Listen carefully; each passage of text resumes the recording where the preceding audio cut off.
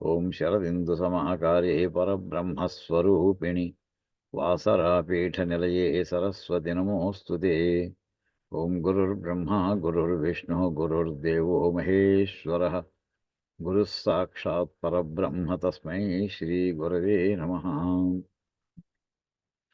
ఓం శివనామ్ని విభావితేంతరంగే మహతి జ్యోతిషి మానిని మయార్థే దురితాన్యపయాంతి దూరం ముహురాయాంతి మహాంతి మంగళాని. స్మృతి సకల కళ్యాణ భాజనం యత్ర జాయతే పురుషస్తమయం నిత్యం వ్రజామి శరణం హరిం. ఓం శ్రీ గురుభ్యో నమః. హరి ఓం. ఓం శన్నో మిత్రశ్చం వరుణః శన్నో భవత్వర్యమా శన్న ఇంద్రో బృహస్పతిః శన్నో విష్ణురుక్రమః. నమో బ్రహ్మణే నమస్తే వాయో త్వమేవ ప్రత్యక్షం బ్రహ్మాసి త్వమేవ ప్రత్యక్షం బ్రహ్మ వదిష్యామి అర్థం వదిష్యామి సత్యం వదిష్యామి తన్మామవతు తద్వక్తారమవతు అవతు మాం అవతు వక్తారం. ఓం శాంతి శాంతి శాంతి. ఓం సహనా భవతు సహనౌ భునక్తు సహ వీర్యం కరవావహై తేజస్వినావధీతమస్తు మా విద్విషావహై. ఓం శాంతి శాంతి శాంతి. ఓం యశ్చందసామృషభో విశ్వరూపః ఛందోభ్యోऽధ్యుపృతాత్ సంబభూవ సమేంద్రో మేధయా స్పృణోతు అమృతస్య దేవధారణో భూయాసం.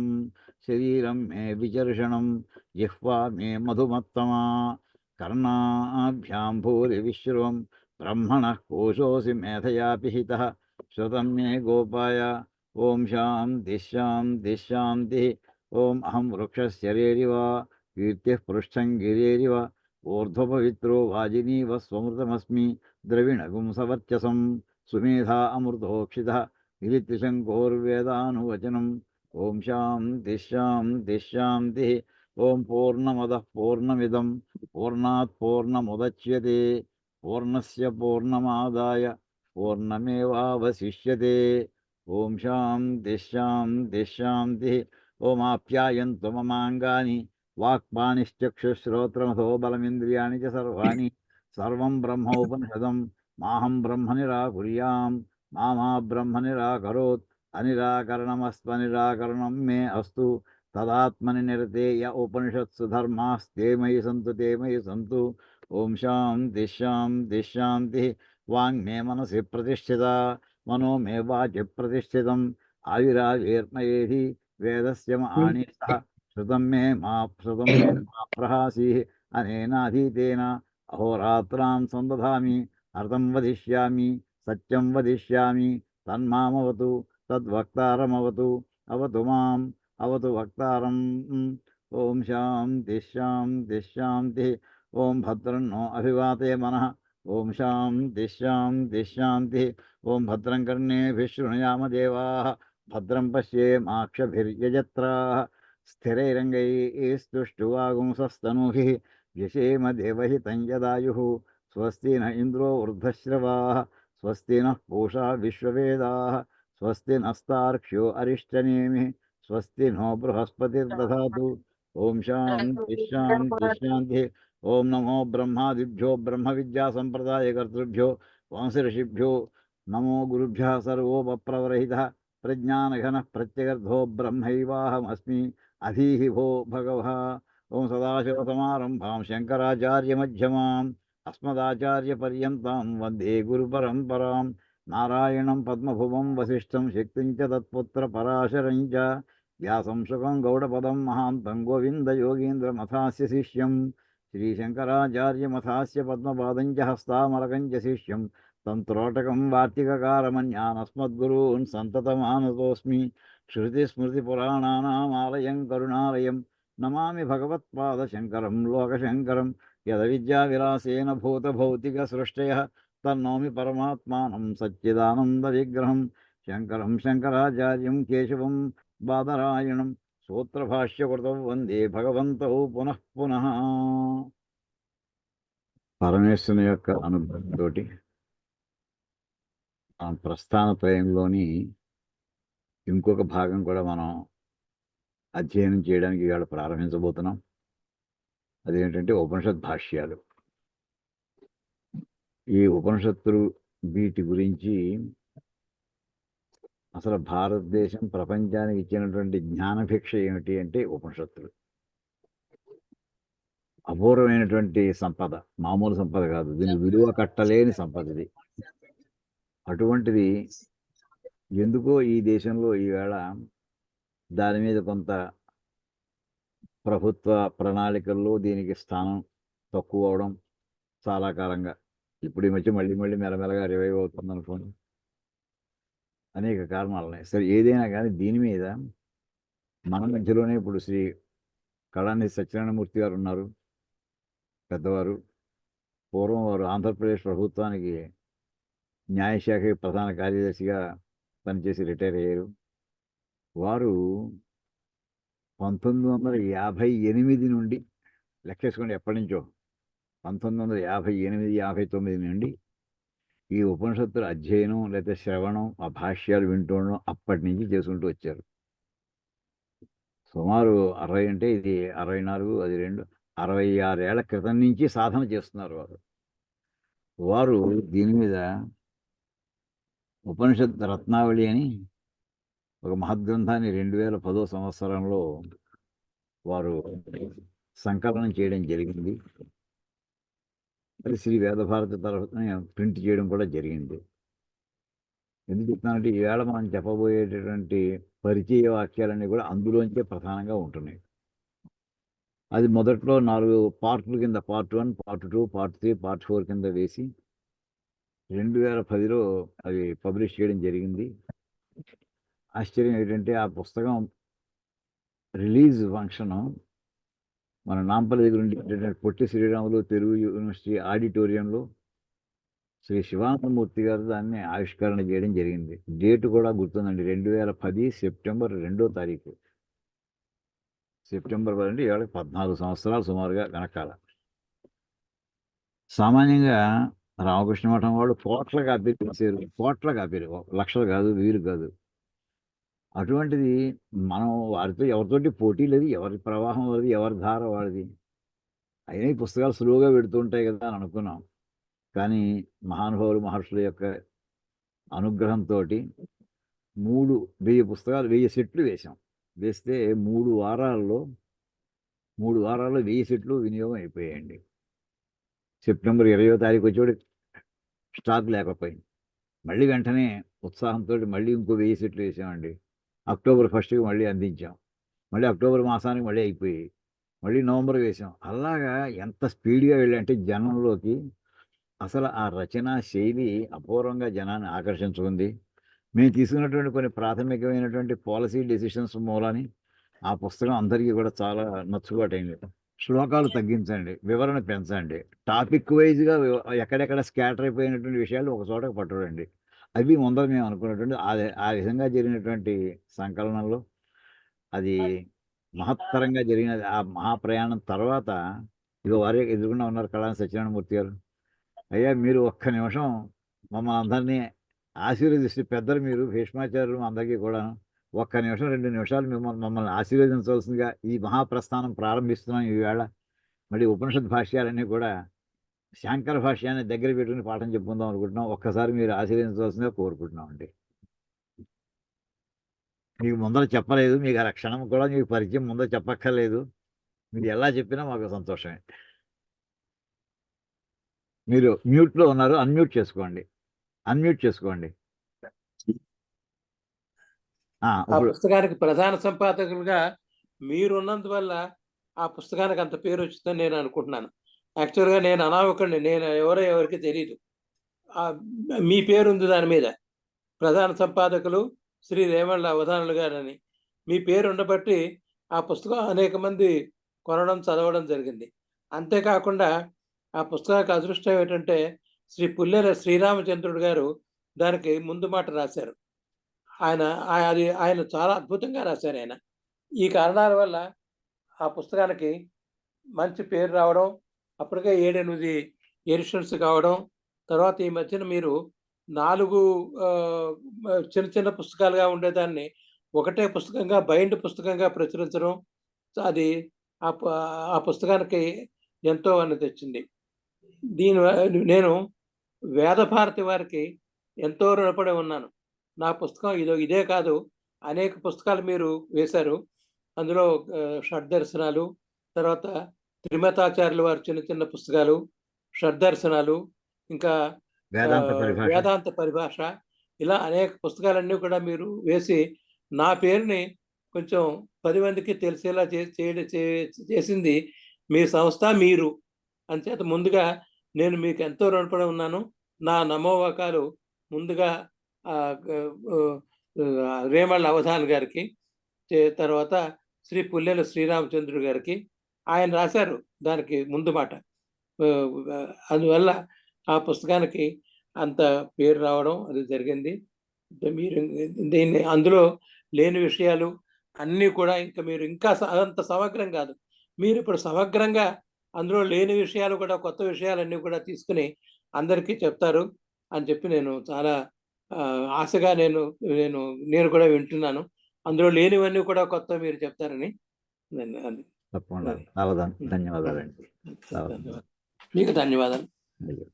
ఇదే సందర్భంలో మా కందుకూరు సత్యనారాయణ గారు అంటే అసలు విషయం వారు ఎంచేదంటే ఈ వేదాంత విద్యకి ప్రధానంగా కావాల్సినటువంటి తీవ్రమైనటువంటి మోక్షేచ్ఛ, మోక్షము కావాలి అనేటువంటి ఇచ్చ తీవ్రంగా ఉండడం, ఇంటెన్స్గా ఉండడం. దానికోసం నిరంతరం సాధన చేస్తూ మాకు చాలా అతి సన్నిహితుల్లో దగ్గర ఉంటూ, మా ఇద్దరిది సుమారు 60 సంవత్సరాల స్నేహం కంటే కూడా ఇది ఎంత దృఢమైనటువంటి బంధం అయిందో అది వారి యొక్క అభిమానం. వారు ఒక్క నిమిషం మాట్లాడు సత్యనారాయణ గారు, మీరిద్దరూ మాట్లాడారు. కొత్త ఇదో మహాప్రస్థానంలో ఇది ఒక కొత్త మళ్ళీ ఇంకో మార్గం, మళ్ళీ ఇంకో చరిత్ర మనం ప్రారంభించుకుంటున్నాం. ఈ సందర్భంలో ఒక్కసారి ఆశీర్వదిస్తూ అందరినీ కూడా ఆకాంక్షిస్తూ ఒక్క నిమిషం మాట్లాడవలసిందిగా కోరుకుంటున్నాను. మనకి ఉపనిషత్తు అంటే సమీపంలో కూర్చోవడం. ఎవరి సమీపంలో కూర్చోవాలి? శిష్యుడు గురుగారి సమీపంలో కూర్చుని అంటే దగ్గరగా ఎప్పుడు కూర్చుంటాం? రహస్యం అవుతాడే కూర్చుంటాం. అటువంటి మహారహస్యాల ఉపనిషత్తులు వేదాంతములు అన్నారు. దాంతో ప్రవృత్తి ధర్మం, నివృత్తి ధర్మం అని చెప్పారు మనకి. ఈ యజ్ఞయాగాదులు ఈ భాగం అంతా కూడా ప్రవృత్తి ధర్మం, ఈ ఉపనిషత్తుల నివృత్తి ధర్మం. అటువంటి ప్రవృత్తి ధర్మంని నివృత్తిని కలిపినటువంటి భగవద్గీతని చూసాం. శ్రవణం మనన నిధిధ్యాసలు అన్నారు. ఉపనిషత్తుల్ని శ్రవణం చేయాలి. సో శ్రవణ మనన నిధిధ్యాసలు, జ్ఞానాత్ యావి కైవల్యం అన్నారు. జ్ఞానంతోనే మనకి కైవల్యం అన్నారు. ఆఖరికి అక్కడే పరివేశించాలి అవన్నీ కూడా. సో మనకి మానవ జన్మ చాలా గొప్ప జన్మ. ఆ జన్మలో మానవుడి జన్మ ఎందుకు గొప్ప అంటే మనకి వాసనా జ్ఞానం ఉంది, వివేక జ్ఞానం ఉన్నది. విచక్షణ జ్ఞానం రెండు ఉన్నాయి. జంతువులకి వాసనా జ్ఞానమే ఉన్నది. అంటే రెండు ఉన్నాయి. అది కాక చలనించేటువంటి ప్రాణం ఉన్నది, మనస్సు ఉన్నది. మనలోనే పంచభూతాలు ఉన్నాయి. ఏంటి? అన్ని రకాల భూతాలు మనలో ఉన్నాయి. చూడండి, మనకి అగ్ని ఉన్నది, వాయువు ఉంది, జలం ఉంది. అంచేత సంపూర్ణమైనటువంటి అవతారం మానవ అవతారం.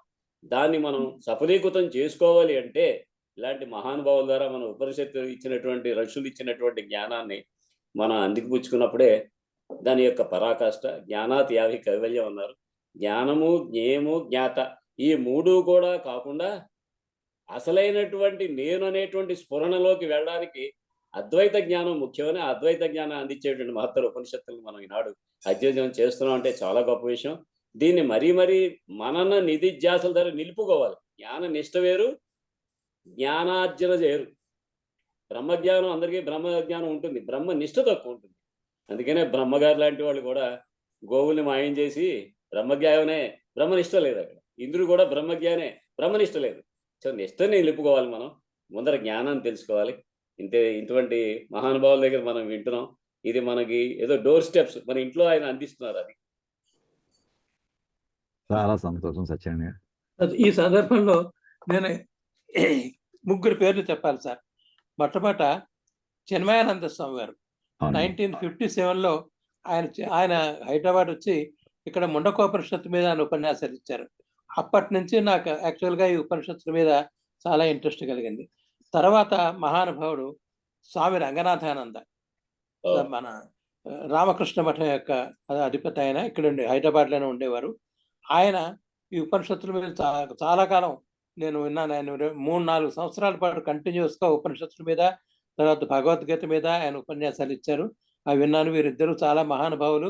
వీరు ఇప్పుడు లేకపోవడం మన భారతదేశంలో మన ఉపనిషత్తుల మీద, భగవద్గీత మీద, బ్రహ్మసూత్రాల మీద, వీటి మీద ఎవరికి కూడా ఏ విధమైనటువంటి అవగాహన లేకుండా పోయిందండి. వీరు నిజంగా ఒక రెవల్యూషన్‌ని తీసుకొచ్చారండి. మన ఒక్క దేశంలోనే కాదండి, ప్రపంచవ్యాప్తంగా వీరిద్దరు మహానుభావులు కూడా ఓ పెద్ద రెవల్యూషన్ తీసుకొచ్చారు. అలాంటి వాళ్ళలో డాక్టర్ రాధాకృష్ణన్ ఒకరు. డాక్టర్ రాధాకృష్ణన్ కూడా యూనివర్సిటీస్‌లో అలాంటి రెవల్యూషన్ ఆయన తీసుకొచ్చారు. వీరు మహానుభావులు వీరు. వీరి పుస్తకాలన్నీ కూడా నేను చదివాను. వీరు ఉపన్యాసాలు కూడా విన్నాను.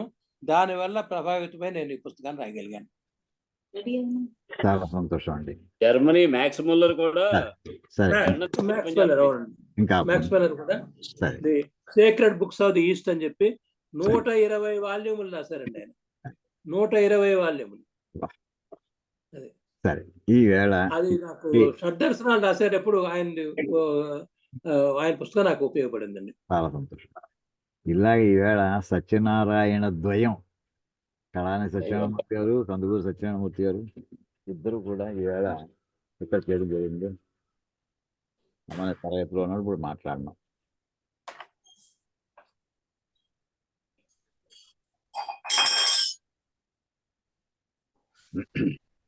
ఈ బ్యాక్గ్రౌండ్ తోటి ఇప్పుడు మనం సబ్జెక్ట్లో ప్రవేశిస్తున్నామండి. హరి ఓం. ముందుగా అసలు కొన్ని మాటలు మనకి అందరికీ వచ్చేసిన మాటలే. ఇది తెలియని విషయం కాదు ఇప్పుడు మనం చెప్పుకునేటటువంటిది. అందరికీ తెలిసిన విషయాన్నే ఒక సిస్టమేటిక్ పద్ధతిలో సంకలనం చేయడం జరిగిందని అనుకోవాలి. ఉదాహరణకి, చదువులలో మర్మమెల్ల చదివితి తండ్రి, ఈ వాక్యం అందరం విన్నామండి.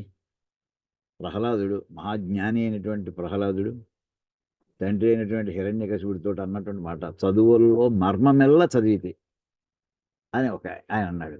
అంటే చదువుల్లో సీక్రెట్ ఏముందో, అంటే వాటి సారం ఏదైతే ఉందో, ఎన్ని రకాల చదువులు ఉన్నాయో, ఎన్ని సబ్జెక్టులు ఉన్నాయో, అనంతమైన సబ్జెక్టులు ఉన్నాయి విశ్వంలో చదువుకోవడానికి. కానీ అన్నిట్లోనూ వాటి సమ్మరీ ఏమిటి, అసలు చెప్పదలుచున్న విషయం ఏమిటి, వాటిలో సీక్రెట్స్ ఏమిటి, ఆ విషయాన్ని తెలుసుకున్నాను అన్నాడు. ఇంకొక మహర్షి అండి, శౌనక మహర్షి. ఆయన అంతకంటే ఇంకా జ్ఞాని అయినటువంటి ఇంకొక మహర్షి, ఆంగిరస మహర్షి దగ్గరికి వెళ్ళారు. ఇది శౌనక మహర్షి తక్కువరేం కాదు, మనకి తెలుసు. శౌనకాది మహర్షులను చెప్పుకుంటూ ఉంటాం మనం. నైమిషారణ్యంలో ఆయనకి 80,000 మంది శిష్యులుటండి. శౌనక మహర్షికి 80,000 మంది శిష్యులు. ఏనాడు ఈ రకమైనటువంటి రవాణా సదుపాయాలు కానీ, కమ్యూనికేషన్ సిస్టమ్స్ కానీ ఏమీ లేని రోజుల్లో నైమిషారణ్యం, అది అరణ్యం, ఇప్పటి కూడా అరణ్యంలాగే ఉంటుంది అది. అటువంటి ప్రాసెస్ 80,000 మంది ఉండేటటువంటి ఆశ్రమాలన్నిటికీ ఆయన కులపతిగా ఉండేటటువంటి ఆ మహానుభావులు ఆయనకు ఇంకో ప్రశ్న వేయడం, ఆయనకి తనకు అనుమానం ఉంటే ఆ అనుమానం తీర్చుకోవడం కోసం అంగిరస మహర్షి దగ్గర వెళ్ళారట. ఆయన ఏమన్నా అడిగారు తెలుసునండి? ఈ సంస్కృతంలో ఇది అంటారు, కస్మిన్ భగవో విజ్ఞాతే సర్వమిదం విజ్ఞాతం భవతి. అయ్యా మహానుభావ, చాలా రకరకాల చదువులు చదువుకుంటున్నామండి. అంటే మన మాటలు చెప్పాలంటే ఈవేళ ఎంఎస్సి మ్యాథ్స్ చేస్తున్నాం, అది ఎంఎస్సి ఫిజిక్స్ చేస్తున్నాం, అది ఎంఎస్సి కెమిస్ట్రీ చేస్తున్నాం, అది ఎంఏ పొలిటికల్ సైన్స్ చేస్తున్నాం, ఇంకోటి 90 యూనివర్సిటీలో ఎన్ని రకాల కోర్సులు, అన్ని కోర్సులు చేస్తున్నామండి. ఎవరికి ఎందులో యాప్టిట్యూడ్ ఉంటుందో, ఇంట్రెస్ట్ ఉంటుందో ఆయా సబ్జెక్టులు నేర్చుకుంటున్నారు. ఏం విషయం వాళ్ళకి జ్ఞానం అవుతుంది, చదివితే ఏమొచ్చింది వాళ్ళకి. ఎంఎస్సి మ్యాథ్స్ చేశారనుకోండి, మ్యాథ్స్ సబ్జెక్టే వస్తుంది, అది నేర్చుకున్నాడు కనుక. ఎంఎస్సి ఫిజిక్స్ చేశారనుకోండి, ఫిజిక్సే వస్తుంది. కెమిస్ట్రీ చేస్తే కెమిస్ట్రీ వస్తుంది, పొలిటికల్ సైన్స్ రాదు అతనికి. ఇలా ఏది చదివితే అదే వస్తుంది. కానీ ఆయన అడిగిన గొప్ప క్వశ్చన్ చూడండి, ఏది చదివితే అన్నీ తెలుస్తాయో అది చదివితే ఒకటే చదవాలట.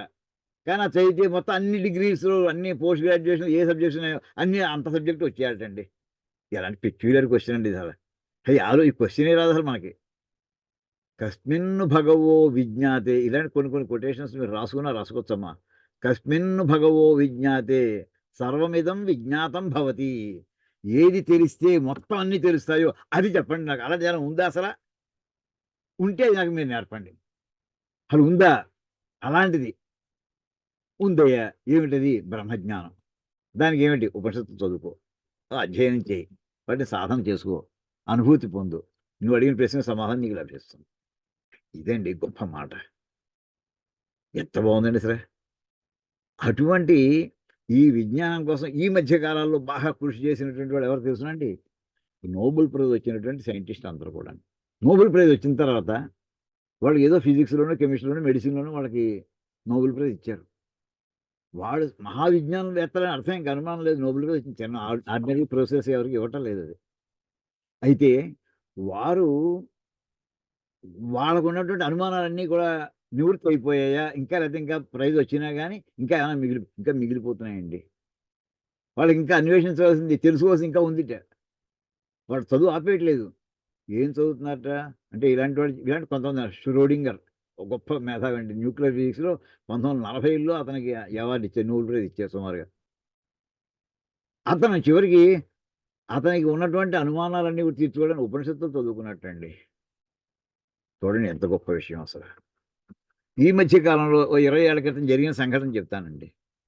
అంటే ఉపనిషత్తుల యొక్క ముందర అసలు వాటి విశిష్టత మనకి ఇలాంటి లౌకికమైనటువంటి సంఘటనల ద్వారా ఎలా జరిగాయి అది తెలిస్తే దీన్ని మనకి ఇంప్రెషన్ స్ట్రెంగ్థెన్ అవ్వడం కోసం ఈ విషయాలు చెప్పుకుంటున్నామండి. సబ్జెక్ట్‌లోకి వచ్చేసినట్టే మనం. ఒక నోబెల్ ప్రైజ్ వచ్చినటువంటి సైంటిస్ట్ అమెరికాలో ఉన్నారు. ఆ సబ్జెక్ట్ మీద మన ఇండియన్ ఒకాయన కలకత్తాలో ప్రొఫెసర్‌గా పనిచేస్తున్నాడు ఇక్కడ. అదే సబ్జెక్ట్ మీద. అయితే ఇక్కడ మన ఇండియన్ స్టాండర్డ్స్‌లో ఈయన ప్రొఫెసర్‌గా ఉన్నాడు. ఈయనకి ఏమని కోరిక పుట్టిందంటే తనకేదో వచ్చింది పాఠం చెప్పుకున్నాడు యూనివర్సిటీలో కలకత్తాలో. అలా కాదు. ఆ నోబెల్ ప్రైజ్ వచ్చినటువంటి ఆయన దగ్గర వెళ్ళి ఆయన దగ్గర శిష్యరికం చేయాలి. ఆయన అసిస్టెంట్‌గా పనిచేయాలి అని చెప్పి ఆయనతోటి కరస్పాండ్ చేశాడు. ఆ నోబెల్ ప్రైజ్ వచ్చినటువంటి సైంటిస్ట్ తోటి. అయ్యా నేను ఇక్కడ ఇండియాలో పనిచేస్తున్నాను కానీ మీతో పాటు వర్క్ చేద్దామని మీ టీంలో ఉందామని కోరుకుంటున్నానంటే నాకు అనుమతి ఇవ్వాల్సింది. తప్పకుండా ఒకసారి మిమ్మల్ని దర్శనం చేసుకుందాం అనుకుంటున్నాం. మీ దగ్గర కూర్చొని నేర్చుకుందాం అనుకుంటున్నాం. తప్పకుండా రావచ్చని ఆయన రిప్లై ఇచ్చారు ఆయన. ఈ మొత్తం మీద ఇక్కడి నుంచి సెలవు పెట్టుకుని ఇంకా ప్రాసెస్ అంతా అయిపోయింది. అమెరికా చేరాడండి. చేరాక ఆయనకి ఫోన్ చేసి చెప్పాలి కదా! అయ్యా నేను వచ్చానండి మిమ్మల్ని కలుసుకుందామని ఈవేళ మీరు టైం ఇస్తే ఒకసారి మిమ్మల్ని వచ్చి దర్శనం చేసుకుందాం అనుకుంటున్నాను కలుసుకుందాం. దానికేమైంది తప్పకుండా కలుసుకుందాం. ఎన్ని గంటలకి రమ్మంటారు? ఎక్కడికి రమ్మంటారు? దానికేముందయ్యా రాత్రి 2:30కి నేను లైబ్రరీలో లైబ్రరీ పేరు చెప్పి అందులో 216 ర్యాక్ దగ్గర నేను ఉంటాను. రాత్రి 2:30 ఆ ప్రాంతంలో. 2:30కి టైం స్పష్టంగా చెప్పేసాడు. ఆ టైంకి రా 5 నిమిషాలు మాట్లాడుకుందాం. ఏమిటి రాత్రి 2:30కిట ఆ లైబ్రరీకి ఈయన వెళ్ళి కలుసుకుంటే 5 నిమిషాలు టైం ఇస్తాడట. చివరి విషయం అది సమ్మరీ. ఈయన ఉత్సాహం ఆపుకోలేకపోయాడు. సార్ మీరు ఇంకా రాత్రి 2:30 దాకా మెలుకువగా ఉండి అప్పుడు ఏం చదువుతూ ఉంటారు సార్? ఏం చదువుతారంటావేరయ్యా? ఉపనిషత్తులు చదువుతుంటాను ఆ టైంకి.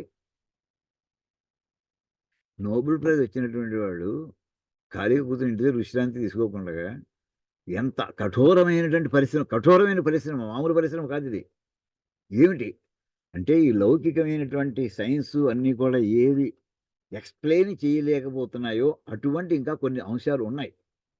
సైన్స్ ద్వారా వివరించబడలేనటువంటి అనేక అంశాలున్నాయి. వాళ్ళకి తెలిసినటువంటి అంశాల్లో వాళ్ళు నోబెల్ ప్రైజ్ వచ్చింది. ఆ అంశాలు ఎవరు చెప్తారు? వాటిని ఉపనిషత్తులో చర్చించడం జరిగింది అని చెప్పి ఇలాంటి సంఘటనలు మనకి ఉదాహరణలు ప్రపంచంలో ఏంటి ఆధునికమైనటువంటి ఈ ప్రపంచంలో ఈ రోజుల్లో కూడా ఇంత తీవ్రమైన అన్వేషణ చేస్తున్న మహానుభావులు ఇంకా చాలా మంది ఉన్నారు. ఋషితుల్యులు వాళ్ళందరూ కూడా. అటువంటి ఆ మహానుభావులందరి చేత సేవించబడేటటువంటి ఉపనిషత్తుల్ని అధ్యయనం చేసేటటువంటి భాగ్యం మనకి ప్రసాదించినటువంటి శ్రీ శంకరాచార్యుల వారికి భాష్యకర్త అందరికీ కూడా వారు రాశారు కరెక్టే. అవేయడం ఇలా మనలాగా ఈమెయిల్స్ లేవు, బుక్స్ లేవు, ఇంత ప్రింటెడ్ డీటీపీలు లేవు. ఆ వేళ నుంచి ఈ వేళ వరకు శతాబ్దాలు ఆ గ్రంథాలు మిస్ అయిపోకుండా శ్రమపడి ఒక 10 ఏళ్ళు శ్రమపడి రాస్తే ఒక గ్రంథం తయారైతే ఇంకో కాపీ కావాలంటే మళ్ళీ ఇంకో 10 ఏళ్ళు రాయవలసిందే తాళపత్రాల మీద. అంత శ్రమకి ఓర్చి రాసినటువంటి ఆ మహానుభావులందరూ ఎవరైతే వాళ్ళందరికీ కూడా మనం కృతజ్ఞతలు తెలుపుకోవాలండి. ఆ విజ్ఞానాన్ని పదిలపరిచి అందించారు మనకి వాళ్ళ. లేకపోతే ఎలా అవుతుంది? ఓ తాటాకది చివరికి మామూలుగా మాట్లాడాలంటే ఓ 50 ఏళ్ళు ఉండొచ్చు, 60 ఏళ్ళు ఉండొచ్చు. ఎంత మీరు కాకరకాయ పసరు రాసినా దాని మీద ఇంకో రకమైనటువంటి పెస్టిసైడ్స్ వేసినా అది చెదిరిపోయేటప్పుడు మళ్ళీ అది విరిగిపోతుంది. ముట్టుకుంటే విరిగిపోతాయి. వీళ్ళలాంటి వాళ్ళని పోషించినటువంటి మహారాజులు గానీ, రాజకుటుంబాల వాళ్ళు గానీ, జమీందారు గానీ వాళ్ళందరికీ కూడా మనం కృతజ్ఞతలు చెప్పుకోవాలండి. అంటే విషయంలోకి వెళ్ళేప్పుడు ఎప్పుడు కూడా మొట్టమొదట మనం చేయాల్సింది ఏంటంటే, ఈ సబ్జెక్ట్ ఈవేళ మనం ప్రారంభించబోతుంటే మనకి అందించినటువంటి గురు పరంపర అంటాం చూసారా? ఆ గురు పరంపరతో పాటు వీళ్ళందరూ వస్తారండి. వీళ్ళందరికీ కృతజ్ఞతలు చెప్పుకొని ఇప్పుడు మన సబ్జెక్ట్‌లోకి వెళ్తుంటామండి.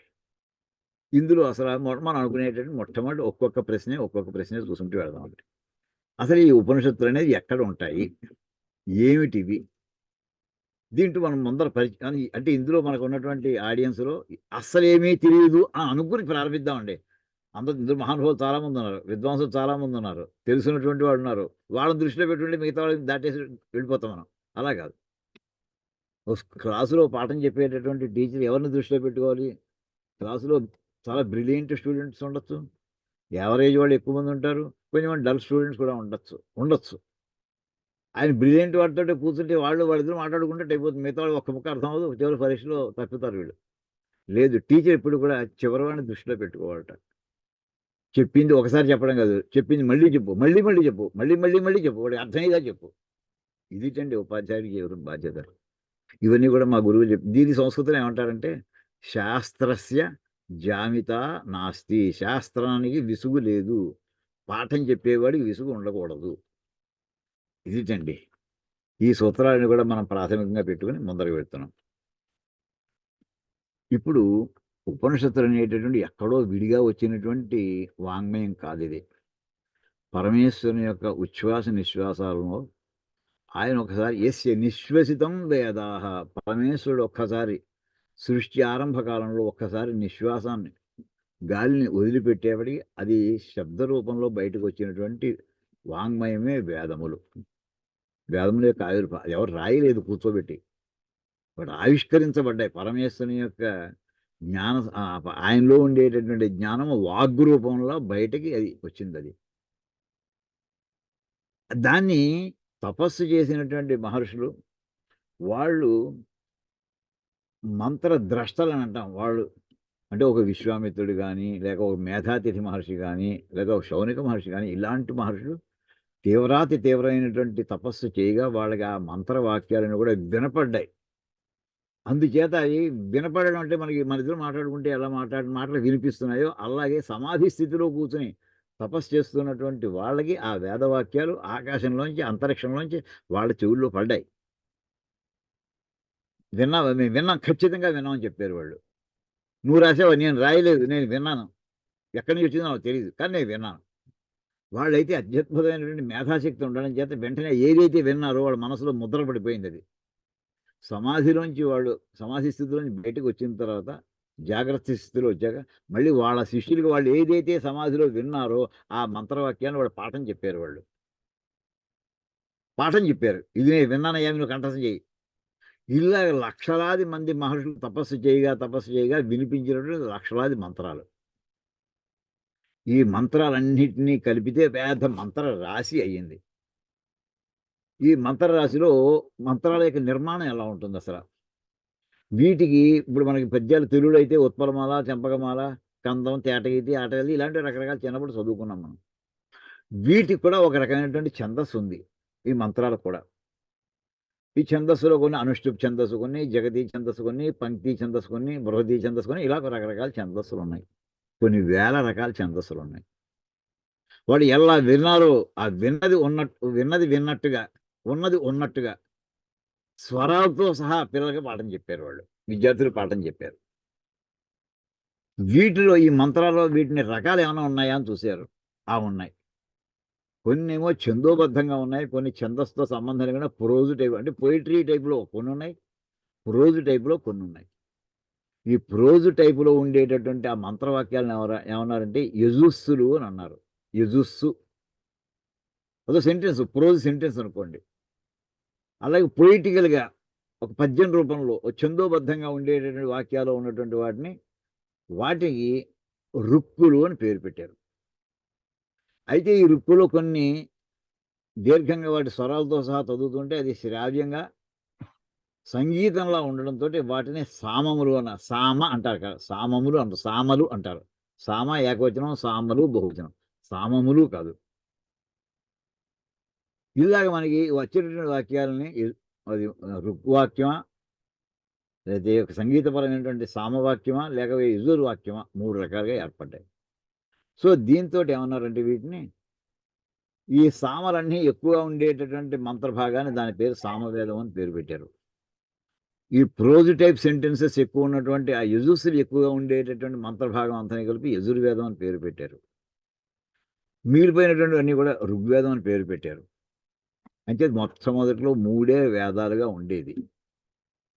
దాన్ని ఏమంటే అంచేతనే వేదములకు త్రయీ విద్య అని పేరు. త్రయీ 3 వేదములు కలిస్తే అది మొత్తం విజ్ఞానం అని మొట్టమొదటి కాలంలో అనాది కాలంలో అనుకునేవారు. అది అనాది కాలం నుంచి వస్తున్నటువంటి గురు పరంపర మెల్లమెల్లగా ఒక్కోసారి ఏదైనా సరే కాల ప్రభావం లోనవుతూ ఉంటుంది. లక్షలాది మంది మహర్షులు కనుక్కున్నటువంటి కోట్లాది మంత్రాలు, మొత్తం ఎన్ని మంత్రాలు కనుక్కున్నారంటే మనకి లలితా సహస్రనామం ప్రారంభంలో భాష్యంలో సర్వమంత్రాత్మికాయే సప్తకోటి మంత్రాత్మికాయే నమః అని అన్నారు. 7 కోట్ల మంత్రాలటండి. సుమారు 7 కోట్లు అంటే లెక్కపెట్టి 7 కోట్లు కాదు, ఇంతకంటే ఎక్కువ ఉండదు సుమారుగా వాడు చెప్పినటువంటిది. అటువంటి ఆ మంత్రరాశి అధ్యయనం కూడా కాలగతంలో కొన్నాళ్ళు క్షీణించింది.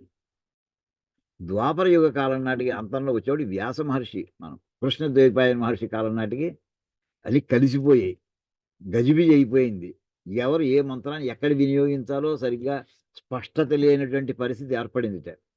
అప్పుడు ఆయన మొత్తం ఈ మంత్రరాశి అంతని మొత్తం ఆయన మహా మేధావి కనుక, పరమేశ్వర అనుగ్రహ స్వరూపుడు కనుక ఆయన ఎటువంటి వాడు చెప్తారు, ఆయన అచతుర్వదనో బ్రహ్మ, 4 ముఖములు లేనటువంటి బ్రహ్మగారు లాంటి వాడు. ద్విబాహుర్ అపరోహరి, 4 విష్ణుమూర్తి అయితే 4 చేతులు ఉండేవి, 4 చేతులు లేకుండా 2 చేతులు ఉండేటటువంటి విష్ణుమూర్తి వంటి వాడు. అపాలలోచన, ముక్కంటి 3వ కన్ను లేనటువంటి శివుడు లాంటి వాడు ఆయన. అంత మహా దేదీప్యమైనటువంటి శక్తి ప్రభావాలని ఉన్నటువంటి ఆయన ఈ మంత్రరాశి అంతని మళ్ళీ మొత్తం ఆయన దృష్టిలో పెట్టుకుని సమస్తాన్ని ఆయన గమనించుకొని వాటి 4 భాగాలుగా చేశారు ఆయన. అప్పటి నుంచి 4 వేదాలని పేరు వచ్చింది వీటికి. ఋగ్వేదము, యజుర్వేదము, సామవేదము, ఇంకా కొన్ని లౌకికమైనటువంటి ప్రయోజనాలు ఉన్నటువంటి మంత్రభాగాలు ఎలా ఉన్నాయి వాటిని అన్నింటినీ అధర్వణ వేదం అని. అది లౌకికమే కాదు, అలౌకికమైన కూడా చాలా ఉన్నాయి, కానీ లౌకికమైన కూడా ఎక్కువ ఉండడంతో దాని పేరు అధర్వణ వేదం అని. ఇలా 4 భాగాలుగా చేశారు. ఇలా చేసిన తర్వాత అంటే మన ఉపనిషత్తుల గురించి చెప్తున్నామండి, మిగతా జనరల్ స్టోరీ కాదు చెప్తున్నది. ఉపనిషత్తుల ఆవిర్భావం ఎలా జరిగింది, ఎక్కడ ఉంటాయి అవి. ఇలా ఇప్పుడు 4 వేదాలుగా చేశారు. ఇది ఎప్పుడు జరిగిందండి, ద్వాపర యుగ అంతంలో, అంటే మహాభారత యుగం యుద్ధం అయిపోయి ఆ సమయంలో అన్నమాట. మహాభారత యుద్ధం అయిన తర్వాత 36 సంవత్సరాలకి కృష్ణ పరమాత్మ నిర్యాణం చెందారు. ఏ క్షణంలో కృష్ణ పరమాత్మ ఈ లోకాన్ని వదిలిపెట్టి వెళ్ళారో ఆ క్షణం నుంచి కలియుగం ప్రారంభంటండి. అది లెక్క. ఈ 36 సంవత్సరాల్లోనే పరీక్షకు పుట్టడం, అతను పరిపాలన చేయడం, ఆ మహర్షి మెడలో పాము వేయడం, ఆయన చివరికి ఆయన వాళ్ళ కుర్రాడు శపించడం, ఇవన్నీ కథంతా ఈ 36లోనే అయ్యింది మొత్తం సుమారుగా. అవుతుండగా ఆ సమయంలో దీర్ఘదర్శి అయినటువంటి వ్యాస మహర్షి ఏం చేశారంటే, ఇంకా రాబోయేటటువంటి కలియుగంలో మానవుల యొక్క జ్ఞాపక శక్తి విపరీతంగా క్షీణిస్తుంది. ద్వాపర యుగంలో ఉన్నటువంటి దానికంటే ఇంకా చాలా డౌన్ అయిపోతుంది అది. అందుచేత వీళ్ళని కొంచెం ఇంత వేద రాసిన 4 వేదాలు చదివేటటువంటి శక్తి సామర్థ్యాలు వీళ్ళకి ఉండవు. అందుచేత తన దగ్గర ఉండేటటువంటి 4 శిష్యుల్ని తీసుకుని పైల మహర్షి, వైశంపాయన మహర్షి, జైమిని మహర్షి, సుమంత మహర్షి, ఈ 4 ఆయన శిష్యుడు వేదవ్యాస మహర్షి. ఆయన ఈ ఉన్న రాశిలో, అబ్బాయి నువ్వు ఈ రాబోయే కలియుగం ప్రారంభం నుంచి కూడా ఒక వేదమైనా చదివించేట్లా చూడవయ్యా, నువ్వు ట్రై చేయి అని చెప్పి పైల మహర్షికి ఋగ్వేదాన్ని ఇచ్చారు. వైశంపాయన మహర్షికి యజుర్వేదాన్ని ఇచ్చారు. అలాగే సుమంత మహర్షికి, అలాగే జైమిని మహర్షికి మొత్తం అథర్వవేదం, సామవేదం అటువంటి ఇవ్వడం జరిగింది. కలియుగం ప్రారంభం అయింది. వెంటనే అందరూ కూడా వాళ్ళకి ఇచ్చినటువంటి బాధ్యతలు ఇవి. ఎలా చదవాలి, గోత్రాల వరకు, ఈ గోత్రాల వాళ్ళు ఋగ్వేదం చదవాలి, ఈ గోత్రాల వాళ్ళు యజుర్వేదం చదవాలి, ఇలా పెట్టారు. మొదటి తరం ప్రారంభం అయింది కలియుగం. వాడు చదివిన అలా ద్వాపర యుగంలో చదివినటువంటి 4 వేదాలు చదివేవాళ్ళు ప్రతి వాళ్ళును ఇప్పుడు 4వ వంతే చదువుతున్నది. మొదటి తరం వాళ్ళ పాఠం అయ్యేప్పటికీ ఒక వేదం కూడా వీళ్ళకి, అంటే చెప్పినటువంటి ఋగ్వేదం చదవడం అంటే ఋగ్వేదం అంతా కూడా అధ్యయనం చెయ్యలేని స్థాయిలో పడిపోయేట ఫస్ట్ బ్యాచ్ మన కలియుగంలో పుట్టినటువంటి ఈ అధ్యయన పరులు. సో పైల మహర్షి ఏం చేయాలి, ఏదో రకంగా నిలబెట్టాలి. అరే రే వీళ్ళు ఒక బ్రాంచ్ కూడా ఒక భాగం కూడా చదవలేకపోతున్నారు, సో దీన్ని ఇంకా భాగాలు చేద్దాం అని చెప్పి గురుగారు ఏ టెక్నిక్ అయితే ఫాలో అయ్యారో వ్యాస మహర్షి, అంటే భాగాలు చేశారు ఆయన. అలాగే ఈయన తన ఋగ్వేద భాగం ఏదైతే ఉందో దాన్ని మళ్ళీ భాగాలు చేశారండి. ఈ భాగం చదవండి అని సెకండ్ జనరేషన్ సెకండ్ బ్యాచ్ వాళ్ళకి ఇచ్చారు.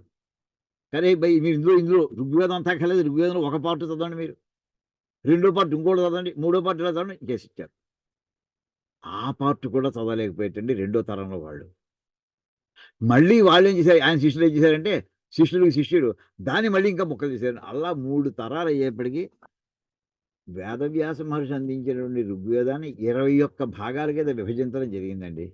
మీకు పై డయాగ్రామ్ కనుక గుర్తుంటే, సపోజ్ ఒక సర్కిల్ ఉంది, సర్కిల్ మధ్యలో 2 నిలువుగా ఒక గీత, అడ్డంగా ఒక గీత గీసేస్తే 4 క్వాడ్రంట్స్ అనుకుందాం. ఆ ఋగ్వేదం అనేది ఒకదానికి మొత్తమే పేరేటుంటే అందులో దాన్ని 21 భాగాలు చేసి 21 సెక్టార్ల కింద విభజించండి. ఈ 21 శాఖల కింద విభజించబడి 21 శాఖలు ఈ భాగాన్ని చదవంటారా, వాటిని ఏమన్నారంటే వేద శాఖలు అని పేరు పెట్టారండి. అదే రకంగా ఈ రకమైన ఎక్స్పీరియన్స్ యజుర్వేదానికి ప్రారంభం జరిగింది. యజుర్వేదంలో కూడా అప్పటికి మొత్తం ఇచ్చినటువంటి యజుర్వేదానికి సంబంధించిన మంత్రరాశి అంతా కూడా వైశంపాయన మహర్షి అందుకుంటే ఆయన అందిద్దామని ట్రై చేశారు ఫస్ట్ బ్యాచ్ వాళ్ళకి. ఆయనకి ఇచ్చినటువంటి గోత్రాల వాళ్ళకి అది చదవలేకపోతున్నారు వాళ్ళు. దాన్ని మళ్ళీ భాగాలు చేశారు, మళ్ళీ భాగాలు చేశారు. చేయగా అలా మొత్తం మీద 2-3 జనరేషన్స్ అయ్యేప్పటికి 101 శాఖలు చేశారటండి. 101 భాగాలు చేశారట యజుర్వేదాన్ని. అందులో ఒక్క భాగమే చదవంటారు మీరు. అలా వచ్చినటువంటి దాంట్లో ఒక భాగం ఈవేళ మన ఆంధ్ర తెలంగాణ ప్రాంతాల అంతలో చదువుతున్నటువంటి కృష్ణ యజుర్వేదంలో తైత్తిరీయ శాఖ అనేటువంటి ఒక శాఖ మాత్రమే. అదే మన వాళ్ళు చదువుతూ ఉంటారు. అదే రకంగా సామవేదానికి 1000 భాగాలు చేశారండి. అదే రకంగా అసలు 9 భాగాలు చేశారు. మొత్తం మీద 21 భాగాలు ఋగ్వేదము, 101 భాగాలు యజుర్వేదము, 1000 భాగాల కింద 1000 శాఖల కింద అలా చెప్పాలి సామవేదము, 9 శాఖల కింద అథర్వణ చేసి మొత్తం 1131 శాఖలుగా ద్వాపర యుగం చివరన ఉన్నటువంటి వేద మంత్రం రాసి చివరికి 4 తరాలు అయ్యేప్పటికీ 1131 పార్ట్ల కింద విడతీశారండి. ఏ ఒక్క పార్టీ అయినా చదవంటారు బాబు మీరని. ఇంకా తర్వాత ఇంక విడగొట్టలేదు. ఇంకా అలా వచ్చినట్టు దాన్ని ఒక వేద శాఖ అంటారండి. అలాంటి ఒక్కొక్క వేద శాఖలో ఏముంటాయి అంటే వేద శాఖ అది యజుర్వేదం అనుకుందామండి. ప్రతి పుస్తకం యజుర్వేదం పెద్ద పుస్తకం అనుకుందాం. ఏంటి ఒక శాఖ ఆ ఒక శాఖ అంటే తైత్తిరీయ శాఖ. అది మొత్తం తైత్తిరీయ శాఖ కింద పట్టుకొచ్చిన మంత్రరాశి అంతని పట్టుకొస్తే దాన్ని 4 పార్ట్ల కింద చేశారండి. పార్ట్ 1 ఏమంటారు సంహిత, పార్ట్ 2ని బ్రాహ్మణము, పార్ట్ 3ని ఆరణ్యకము, పార్ట్ 4ని ఉపనిషత్తు అని అన్నారు. అదండి అక్కడికి వచ్చిందండి. అంటే మంత్రరాశిలో ఒక వేద శాఖలో 4 భాగాలు ఉంటే మొదటి 3 భాగాలు కూడా కర్మకాండకు సంబంధించినటువంటి ముఖ్యంగా ఉంటూ ఉండగా 4వ భాగం ఏదే పార్ట్ 4 దాని పేరు ఉపనిషత్తు అని పేరు పెట్టారండి. ఈ స్ట్రక్చర్ని మొత్తం అన్ని శాఖలకి కూడా బ్రాడ్గా 1131 శాఖలు ఈ రకంగానే చేసిందండి. సో మొత్తం అయితే ఎన్ని ఉపనిషత్తులు ఉండొచ్చు ఒక వేద శాఖలో, ఎన్నైనా ఉండొచ్చు. కానీ ఉపనిషత్తులు చివరిలో ఉంటాయ్యా, అంటే పుస్తకం చివరిలో లాస్ట్ పేజెస్ అనుకోండి. అంటే వేదమునకు చివరన ఉండేటటువంటి భాగం కనుక దీన్నే వేదాంతము అని పేరు వచ్చిందండి దీనికి. అంటే ఉపనిషత్తుకి రెండో భాగం రెండో పేరు ఏంటంటే వేదాంతము. కారణం ఏంటంటే ఇప్పుడు ఇందాక చెప్పినటువంటి ఒక వేద శాఖలో చివరి భాగాల్లో వచ్చేటటువంటిది వేదాంతం అని రెండో పేరు వచ్చిందండి. ఇలాగ 1131 వేద శాఖలతోటి ఎన్నాళ్ళ నుంచి కలియుగం ప్రారంభమైన 4వ తరం నుంచి అనుకుందాం సుమారుగా. అప్పటి నుంచి వచ్చింది సుమారు 4000 సంవత్సరాలు నిలబడ్డాయండి ఈ 1131 శాఖలు కూడా. ఇప్పటికి ఎన్ని సంవత్సరాలు అయింది కలియుగం ప్రారంభమై? సుమారు 5200, సుమారు 2 రౌండ్ ఫిగర్ చెప్పడం 5200 సంవత్సరాలు అనుకుందామండి. 5200 సంవత్సరాల చరిత్రలో 4000 సంవత్సరాల కాలం ఈ 1131 శాఖలు ఆల్మోస్ట్ అన్నీ ఉన్నాయండి. కానీ గత 1000 ఏళ్లలో విదేశీయుల దండయాత్రలు, విదేశీయుల పరిపాలనలు, విధర్మీయుల యొక్క విధ్వంసాలు, వీటన్నిటితోటి చివరికి మన స్వతంత్రం వచ్చే 1947 నాటికి 12, 13లోకి కుంచుకుపోయాయండి. 1131 ఎక్కడ, 12, 13 ఎక్కడ? అటువంటిది బీభత్సం అయిపోయింది అనమాట. అందులో కూడా మళ్ళీ 1991 నాటికి వచ్చేవాడికి 7 మిగిలేయండి. ఈ 7టిని మాకు గట్టిగా ప్రయత్నం చేయగా మాకు ఇంకో 4 మొత్తం ఎక్కడెక్కడ ఉన్న శాఖ 11 సంహితలు లభించాయి. సంహిత అంటే పార్ట్ 1 అనమాట. ప్రతి శాఖలో ఉండే పార్ట్ 1ని సంహితలు అంటారు. ఇందాక చెప్పున్నాను. ఇలాగ సంహితలు ఇవాళ 11 కలిపి శబ్ద వేదం అని చెప్పి పెద్ద పుస్తకం కింద దాన్ని తయారు చేసి దాన్ని అది ఉద్యమం కింద చేసుకుంటూ వెళ్ళాం. ఇప్పుడు చివరి భాగం తీసుకుంటే ఉపనిషత్తు ఇలాగా, అంటే యజుర్వేదంలో చివరి భాగంలో, యజుర్వేదంలో తైత్తిరీయ శాఖలో ఉన్నటువంటి చివరి ఉపనిషత్తు ఏమంటారు? దాన్ని తైత్తిరీయ ఉపనిషత్తు. అందులో 4 భాగాలు ఉన్నాయి. అలాగే కేనోపనిషత్తు, కఠోపనిషత్తు, ఇలాగ మొత్తం మీద మనకి ఈవేళ అయితే ఇందులో ఏమైందంటే ఈ 1000 ఏళ్లలోనూ కొంతమంది రకరకాల సొంత కవిత్వాలు కూడా చేసేసి వాటికి పేర్లు పెట్టేశారండి. ఉపనిషత్తులను పేరు పెట్టేశారు. అల్లా ఉపనిషత్తుని పేరు పెట్టారండి. ఏంటండి అల్లా ఉపనిషత్తు ఏంటి? ఊహించగలమా అసలు? ఊహించగలమా? ఇలాంటివన్నీ వస్తూ ఉండగా అంటే సాంకర్యం అయిపోయింది. దీనికి శంకరాచార్య వారు సుమారు మనకి వారి కాల నిర్ణయం ఎవరు చేయలేరనుకోండి. 2 రకాల సిద్ధాంతాలు. క్రీస్తు పూర్వం 500 సంవత్సరాలను ఒకరంటారు. క్రీస్తు తర్వాత 800 ఏదైనా కానీ ఈవేళ కనీసం 1200 సంవత్సరాల క్రితం లేక 2500 సంవత్సరాల క్రితం ఆవిర్భవించినటువంటి మహానుభావులు ఈ దేశం ఎదుర్కొంటున్నటువంటి వేద వ్యతిరేక ప్రచారానికి క్షోభితులై ఆయన ఇందులో అసలు విషయం ఏమిటి అసలు? అందరూ యజ్ఞాలు యాగాలు చేసేసుకుంటూ వెళ్ళిపోతున్నారు గబగబా. విఘ్నేశ్వర పూజ చేసేసినట్టు అంత సులభమైపోయింది అందరికీ కూడా. అసలు పర్పస్ ఆఫ్ వేదాస్ ఏమిటి? వేదం యొక్క ప్రయోజనం ఏంటి అనే విషయంలో జైమిని మహర్షి ఏమన్నారంటే, అథాతో ధర్మ జిజ్ఞాస, ధర్మాన్ని తెలుసుకోవడం కోసం వేదాలు వచ్చాయి అని ఆయన అంటే, అథాతో బ్రహ్మ జిజ్ఞాస అని చెప్పి మనకి వేదవ్యాస మహర్షి ఆయన చెప్పుకుంటూ వచ్చారు. అసలు జ్ఞానకాండ అది అది పరమావధియా, నువ్వెవరో తెలుసుకో నువ్వు అని చెప్పడం అనేటువంటి ఆ భాగంలో దానికి వస్తే, ఈ భాగాన్ని వదిలేసి అంతా దాంట్లో పడ్డారు.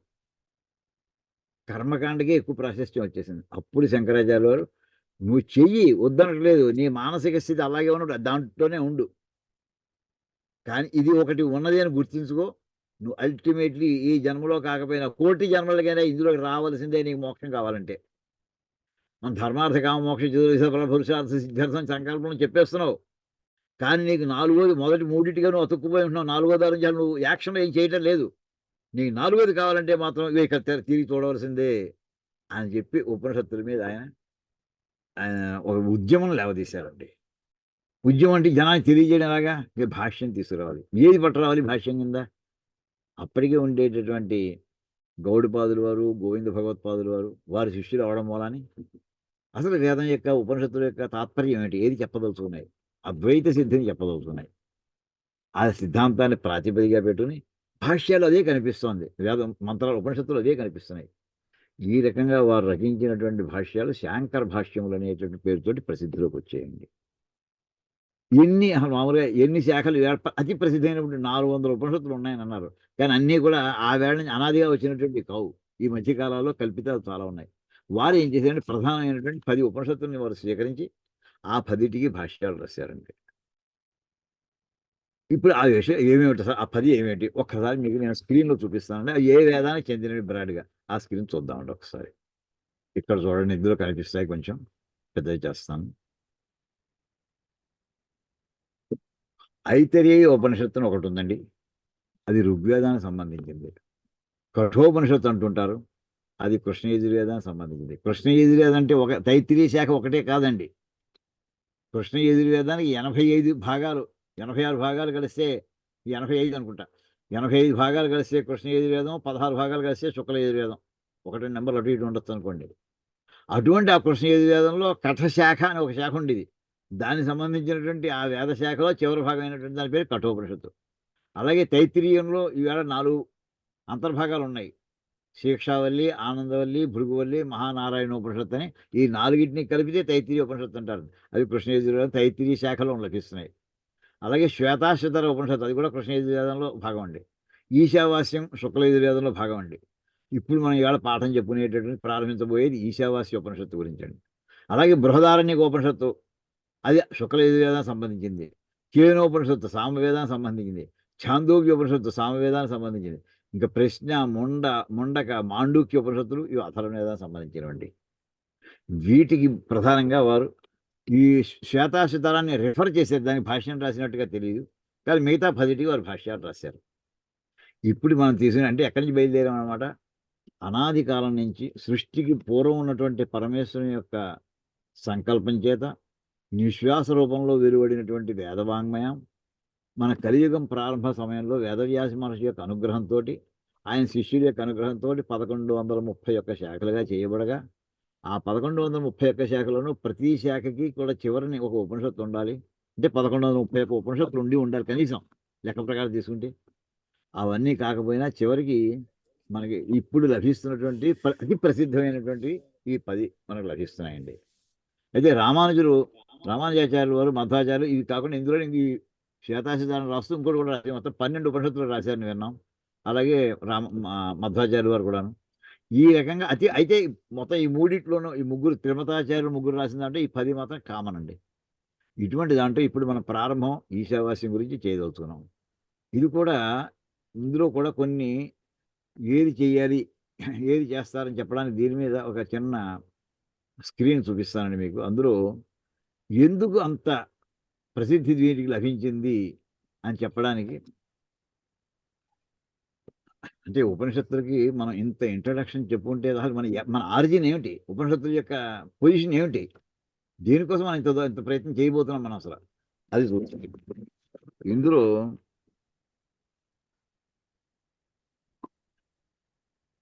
ఉపనిషత్తులు అంటే ఏమిటి ఇప్పుడు మనం ప్రారంభించండి. వేదానికి చివరి భాగంలో ఉండేటువంటి దాన్ని వేదాంతం అని అంటారు. ఇంకా చెప్పుకుంటాం, నీకు అవ్వలేదు అది.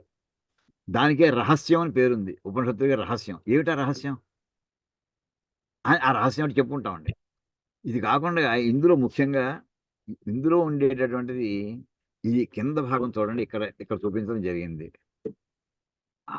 అందులో మహావాక్యాలు ఉంటాయండి. చూడండి, మహావాక్యాలు కింద ఇచ్చాం. అంటే ఏంటంటే ఈ 4 వేదాలు కూడా ఏ శాఖను ఎలా సెలెక్ట్ చేశారయ్యా అంటే, మొత్తం అంత వేదము చదవలేకపోయినా, అన్ని ఉపనిషత్తులు చదవలేకపోయినా, అందులో ఒక రత్నాలకి రత్నం లాంటి ఒక వాక్యం ఉందయ్యా. ఆ వాక్యం ఉండబట్టి అది అత్యంత ప్రసిద్ధమైనటువంటి ఉపనిషత్తు అయిపోయిందయ్యా. ఏమిటి ఆ వాక్యం అంటే, ఋగ్వేదానికి చెందినటువంటి ఐతరేయ ఉపనిషత్తులో ఉన్నటువంటి మహా గొప్ప వాక్యం ఏంటంటే ప్రజ్ఞానం బ్రహ్మ. ఎన్ని అక్షరాలండి? 5 అక్షరాలు ఇంత చేసి ప్రజ్ఞానం బ్రహ్మ. ఏమా జూమ్ చేయండి కొంచెం.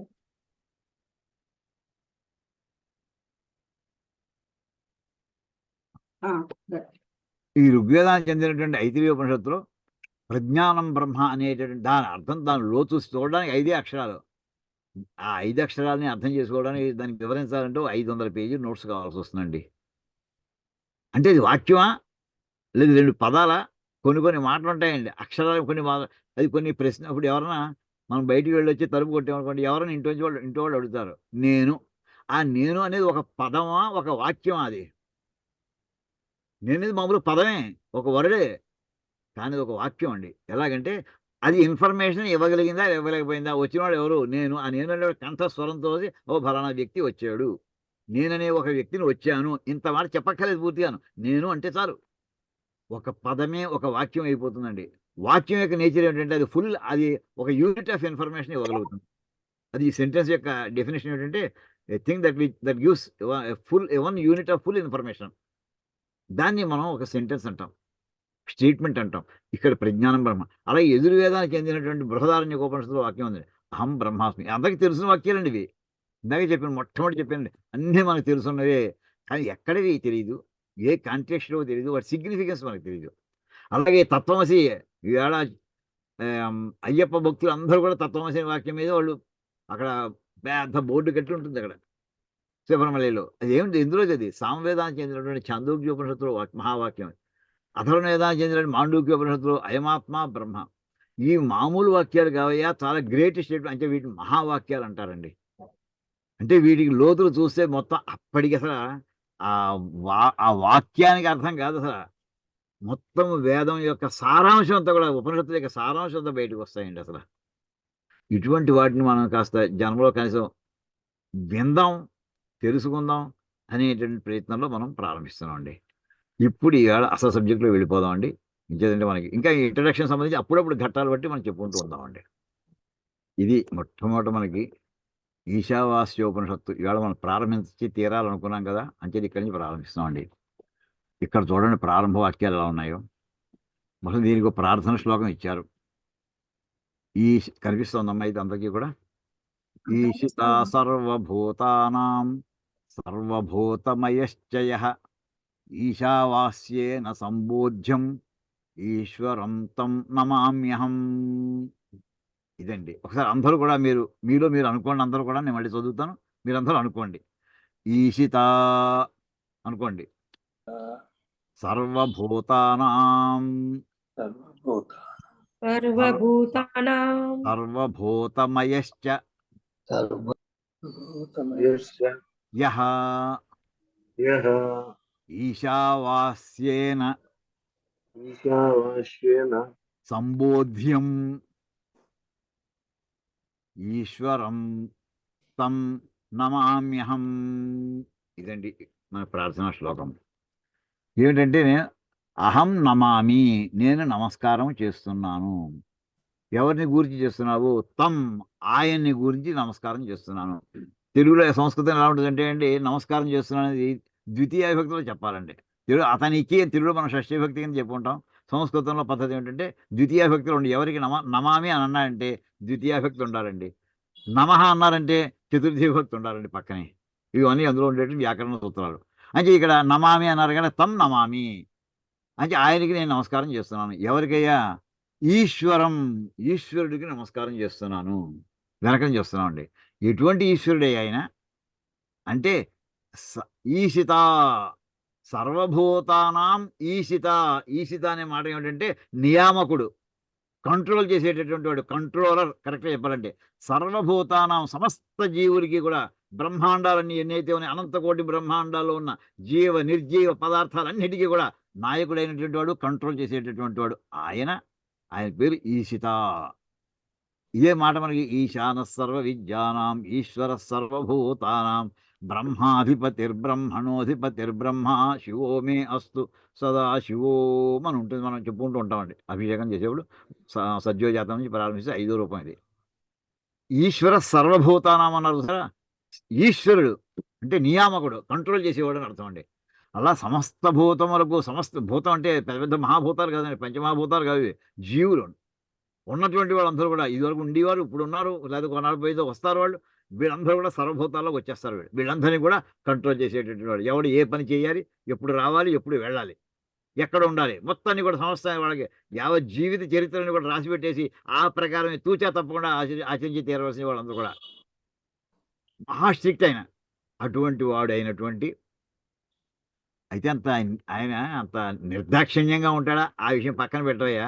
సర్వభూతమయ, ఈ సమస్త జీవుల్లోనూ కూడా నిండిపోయి ఉంటాడయ్యా ఆయన. ఆయన ఎటువంటి వాడు 2 రకాలు చెప్తారండి. అందరిలోనూ ఆయన ఉంటాడు, అందరూ ఆయనలో ఉంటారు అని చెప్పబడేటువంటి ఏదైతే ఉందో సర్వభూతమయ, సమస్తమైనటువంటి జీవులతోటి నిండిపోయి ఉన్నవాడు అది అర్థం అండి. అంటే ఏంటన్నమాట, అందరిలోనూ ఆయన ఉంటాడు. ఎన్ని జీవులనైతే, ఎంతమంది జీవులనైతే సృష్టించడం జరిగిందో, ఎన్ని పదార్థాలనైతే సృష్టించడం జరిగిందో వాటన్నిటిలోనూ ఉంటాడు. వేదాంతం తత్సృష్ట్వా తదేవానుప్రావిశతు, అదన్నిటినీ సృష్టించి అన్నిటిలో కూడా అనుప్రావిశతు, అనుప్రవేశించాడు. వాటి ప్రతిదీ తయారు చేయడం, దాని లోపలికి వెళ్ళి కూర్చోవడం. ఆయన లేనటువంటి పదార్థం అనే ఈ విశ్వాల్లో ఉండదండి అసలు. అది అక్కడ అన్నిటితోటి నిండిపోయి ఉన్నాడు ఆయన. వాళ్ళందరినీ తనలో వేసుకుంటాడు. విచిత్రమైనటువంటి స్ట్రక్చర్ అది. సర్వభూతమయ ఎలాంటిదంటే అండి, ప్యారలల్ మిర్రర్. ఇది మనం ఎలా ఎక్స్పీరియన్స్ చేయగలమా? నిజమే, అందరిలోనూ ఆయన ఉన్నాడు, పోనీ అది ఊహించుకుంటాం. మళ్ళీ వాళ్ళందరూ మళ్ళీ తనలో ఎలా ఉంటారు అసలు? ఇది ఎలాంటిదంటే అండి, 2 ప్యారలల్ మిర్రర్స్, పెద్ద పొరుగుపడి 6 అడుగులు. మనకి సాలార్జీ మ్యూజియంలో చూసామనుకోండి, 6 అడుగుల మిర్రర్ ఎదుగునా ఉంటుంది, మన వెనకాల 6 అడుగుల మిర్రర్ ఉంటే మనకి ఎన్ని ఇమేజెస్ వస్తాయండి? ఇన్ఫైనైట్ నెంబర్ ఆఫ్ ఇమేజెస్ వస్తాయి. ఇప్పుడు ప్రతి అర్థంలోనూ ఉన్నాం, మనలో అన్ని ప్రతి అర్థాలు కనిపిస్తూనే ఉంది. అలాంటి ఎగ్జాంపుల్స్ తీసుకోవాల్సి వస్తుంది, ఊహించుకోవడం కోసం అంతే. అటువంటి ఆ మహానుభావుడు ఎవడైతే సర్వభూతానాం ఈశిత, సమస్త జీవుడికి కూడా శాసకుడో, సర్వభూతములతోటి నిండిపోయి ఉన్నటువంటి వాడు. తర్వాత ఇంకా ఇటువంటి వాడయ్యా, ఈశావాస్యేన సంబోధ్యం. ఆయన ఎలా సంబోధించాలిట?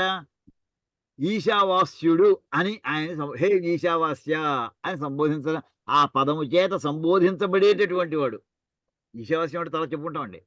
ఈశావాస్య అనేటటువంటి ఒక పదము చేత సంబోధించబడేటటువంటి ఎవరైనా ఈశ్వరం, పరమేశ్వరుణ్ణి అహం నమామి, నమస్కారం చేస్తున్నాను చెప్పుకుంటూ ఇప్పుడు వెంటనే శాంతి పాఠం చెప్తారండి.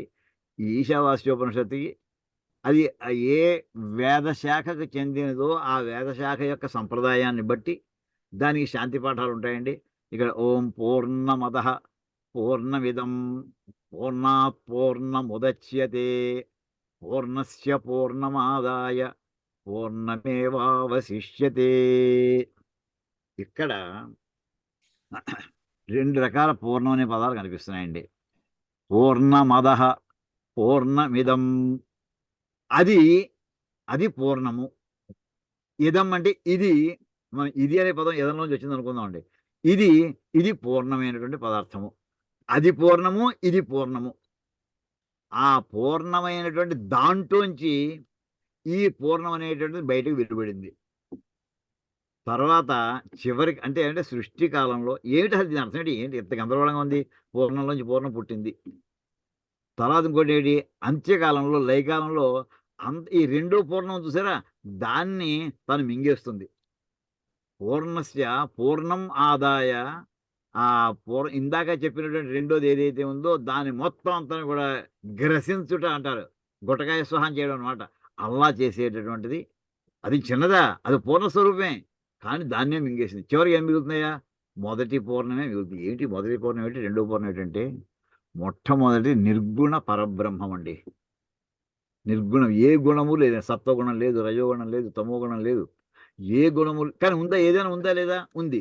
దాన్ని ఏమంటారా? నిర్గుణ పరబ్రహ్మం. అది మొదటి పూర్ణం అండి. రెండోది ఏమిటంటే అది విశ్వం. ఇప్పుడు మనకి విష్ణు సహస్రనామం చూడండి, ఎక్కడి నుంచి ప్రారంభమైందో, విశ్వం విష్ణు అని అన్నారు.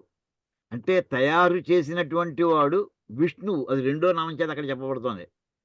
తయారైన వస్తువు విశ్వము, తయారు చేసేటటువంటి ఏమంటే కారణం, అతని కారణం, తయారు చేయబడినటువంటి దాని పేరు కార్యము. ఇక్కడ చెప్పేటటువంటిది పూర్ణం అంటే ఆ పరమాత్మ, నిర్గుణ పరమాత్మ అంటే కారణస్వరూపుడైనటువంటి ఆయన. ఎటువంటి వాడయ్యా? పూర్ణస్వరూపుడయ్యా. ఆయనలో ఇంకా వెలితనేది లేదు, వెలితనేది లేదు. ఇంత అని చెప్పలేవు, ఎంత ఉందో చెప్పలేవు. అది మొట్టమొదటి అదహ, అది అంటే ఏదైనా అది అనేది కొంచెం దూరంగా ఉంది. అంటే సృష్టికి పూర్వం ఉండేటటువంటిది. అంటే సృష్టి అనేది ఒక గీత గీస్తున్నాం అనుకుంటే ఆ సృష్టి, ఆ గీతకి ముందర ఉన్నది ఏమిటి, సృష్టి తర్వాత ఉన్నది ఏమిటి? సృష్టికి అంత ముందరే ఉన్నటువంటిది నిర్గుణ పరబ్రహ్మము. ఆ సంకల్పం చేసి ఎప్పుడైతే సృష్టి చేసిందో ఈ విషయం ఏర్పడింది. విషయం ఎంతసేపు పట్టింది ఏర్పడడానికి? విశ్వం ఆ వేళ ఎలా ఉంది, ఈవేళ అలాగే ఉందా? లేదు. విశ్వము అనుక్షణము కూడా పరిణామశీలము కలిగినటువంటిది, మార్పు చెందేటటువంటిది. ఆ మొట్టమొదటి క్షణంలో, మొదటి గంటలో, మొదటి నిమిషంలో, మొదటి సెకండ్లో 10⁻⁻⁴ పార్ట్ ఆఫ్ ది ఫస్ట్ సెకండ్లో, మొదటి సెకండ్లో 10⁻⁴ సెకండ్ అండి, గుర్తెట్టుకోండి. అంత హ్రస్వాతి హ్రస్వకాలంలో ఈ బ్రహ్మాండం ఏర్పడింది అండి సైన్స్ ప్రకారం. అప్పటి నుంచి ఈ విశ్వం ఏర్పడింది ఉంది. అంతకుముందు విశ్వం అనేది ఇక్కడ దాని జాడ లేదు. దాన్ని ఏమన్నారు? అది ఎటువంటిది? అది పూర్ణస్వరూపమేనయ్యా. ఇదం, ఇది విశ్వం. ఇందాకడేమో పరబ్రహ్మము, ఇదేమో విశ్వం అండి. సో ఈ విషయం ఎక్కడి నుంచి వచ్చింది? అది ఆ నిర్గుణ పరబ్రహ్మం నుంచి బయటకు వచ్చిందయ్యా అది. అంటే దీని రా మెటీరియల్ ఎక్కడుంది? ఆ నిర్గుణ పరబ్రహ్మంలో రా మెటీరియల్ తీసుకుని ఈ విషయం బయటకు ఏర్పడింది. తర్వాత అంచేత అది ఆ మొట్టమొదటి భాగం ఏంటంటే పూర్ణమ, ఆ నిర్గుణ పరబ్రహ్మము పూర్ణ స్వరూపం. అందులోంచి బయటకు వచ్చిన ఈ విషయం ఏదైతే ఉందో ఇది పూర్ణ స్వరూపం. ఎక్కడి నుంచి వచ్చినాయా? పూర్ణాత్ పూర్ణం, పూర్ణత్ పంచమీ విభక్తి. ఆ నిర్గుణ పరబ్రహ్మం నుండి ఈ విశ్వం అనేటువంటిది అంటే కారణభూతంలోంచి కార్యభూతం బయటకు వచ్చింది.